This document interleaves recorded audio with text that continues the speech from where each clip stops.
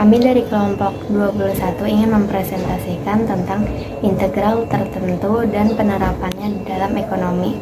Integral tertentu adalah integral dari suatu fungsi yang nilai-nilai variabel bebasnya memiliki batas-batas tertentu. Integral tertentu digunakan untuk menghitung luas area yang terletak di antara kurva Y sama dengan fx dan sumbu horizontal min x dalam suatu rentang wilayah yang dibatasi x sama dengan A dan y x sama dengan B. Pada integral tak tentu kita temukan bahwa fx dikali dx sama dengan fx plus k. Jika ingin mengetahui hasil tersebut untuk suatu rentangan wilayah tertentu, misalnya x sama dengan A dan x sama dengan B, di mana A kurang dari B, maka x dapat didistribusikan dengan nilai-nilai A dan B, sehingga ruas kanan persamaan di atas menjadi F dikali B ditambah K dikurang F dikurang 1 dikali A plus K sama dengan F dikali B dikurang F dikali B.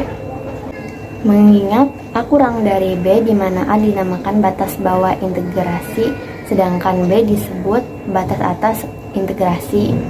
Selanjutnya yaitu kaidah-kaidah integral tertentu. Kaidah-kaidah integral tertentu untuk A kurang dari C kurang dari B berlaku, yaitu 1.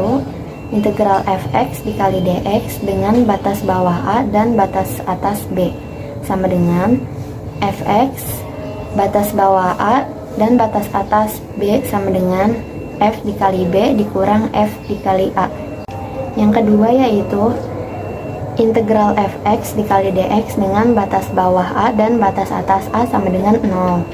Yang ketiga, integral fx dikali dx dengan batas bawah A dan batas atas B sama dengan min integral fx dengan batas bawah B dan batas atas A.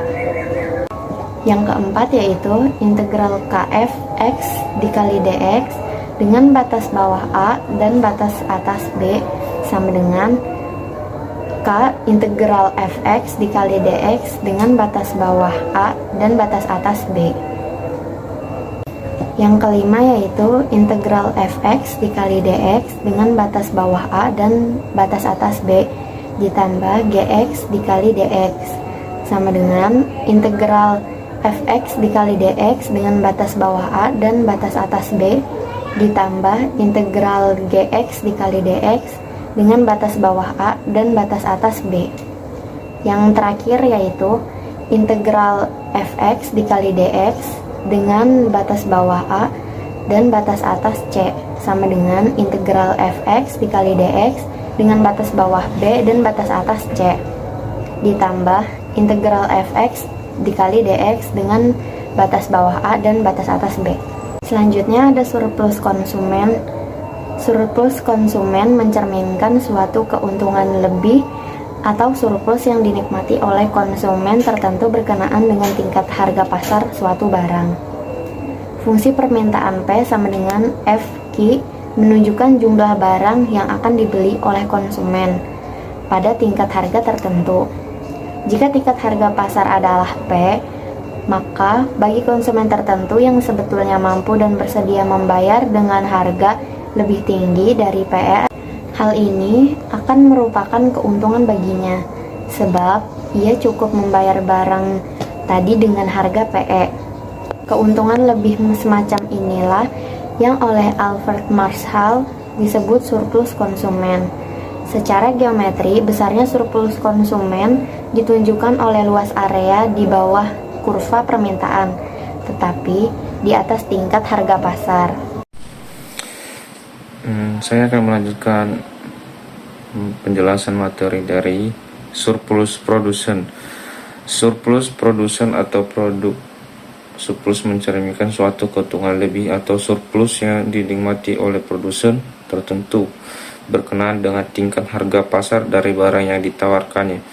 Fungsi penawaran P sama dengan F atau Q menunjukkan jumlah suatu barang yang akan dijual oleh produsen pada tingkat harga tertentu. Jika tingkat harga pasar adalah PE, maka bagi produsen tersebut yang sebetulnya bersedia menjual dengan harga barang yang lebih rendah dari PE, hal ini merupakan keuntungan baginya, sebab ia kini dapat menjual barangnya dengan harga PE atau lebih tinggi dari harga jual semula yang direncanakan. Keuntungan lebih semacam ini disebut dengan surplus produsen. Secara geometri, besarnya surplus produsen ditunjukkan oleh luas area di atas kurva penawaran tetapi di bawah tingkat harga pasar.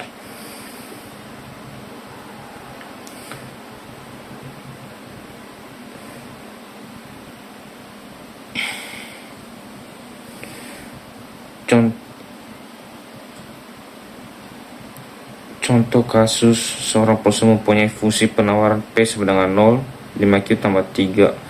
Berapa surplus produsen itu bila tingkat harganya keseimbangan di pasar adalah 10?